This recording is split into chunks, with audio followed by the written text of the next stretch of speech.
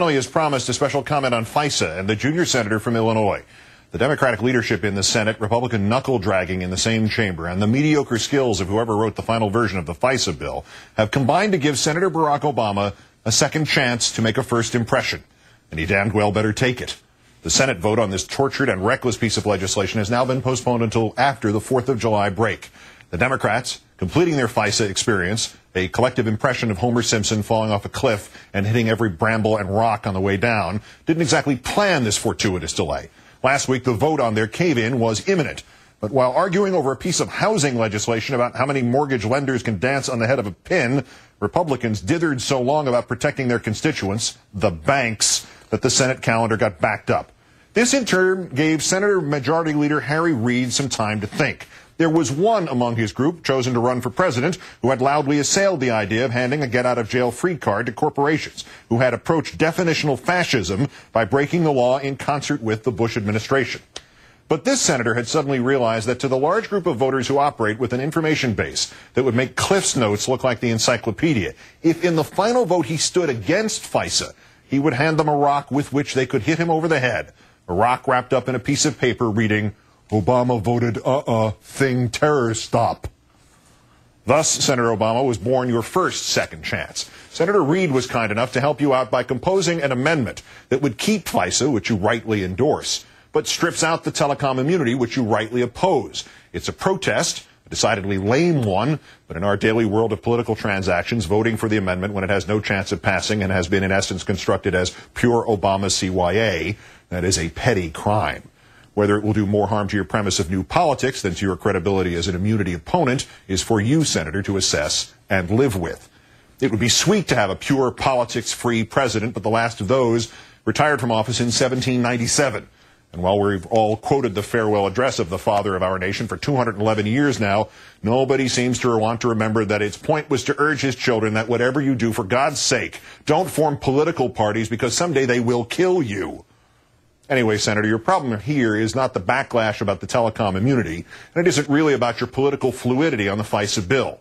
Your problem is what happens even if this plays out according to plan next week. 1, you vote for the anti-immunity amendment. 2, the anti-immunity amendment fails. 3, you vote for the FISA legislation. And 4, the FISA legislation passes. Oh, and 5, Senator, the Republicans still run against you with the elections for dummies message, "Obama voted thing terror stop." Because inside that obscenity that was Charlie Black's comment about how a terrorist attack in this country would be good for his boy McCain's chances for election, inside the inhuman calculation that Benazir Bhutto did not die in vain, she helped McCain in the New Hampshire primary, inside all that there is a sad and cynical reality.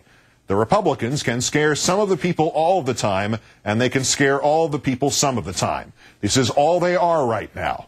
Nobody ever said it better than did Aaron Sorkin in his script for the movie The American President. Whatever your particular problem is, friend, I promise you Bob Rumson, and for Bob Rumson, read John McCain, Bob Rumson is not the least bit interested in solving it. He is interested in 2 things and 2 things only, making you afraid of it and telling you who's to blame for it. Republicans, with almost no exceptions, have no true credibility on counterterrorism, no track record of prevention or amelioration, and their president cannot even remember the name of the skyscraper he claims to have saved in Los Angeles.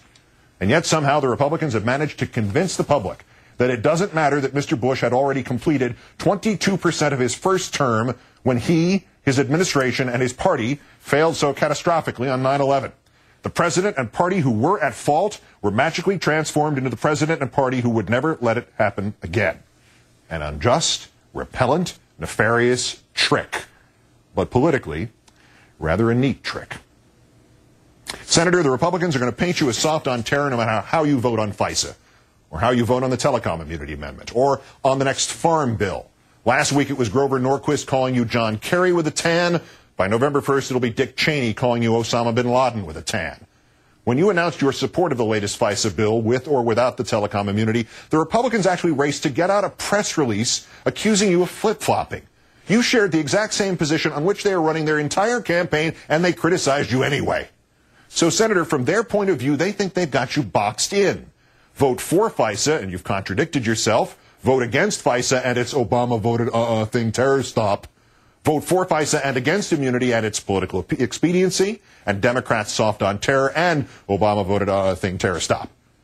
This is a problem, Senator, because flatly, of all the measures that can be taken to aid our damaged nation and our devalued Constitution, the first, if not the foremost, is not blocking telecom immunity, but rather making sure no Republican is in the White House past noon next January 20th. Of all the remedial efforts against the Bush administration's high crimes and misdemeanors, and of all the prophylactic steps against further inroads against the freedoms of the citizens of this nation and the rights of everyone else in the world, the primary step must still come to us through the prism of politics.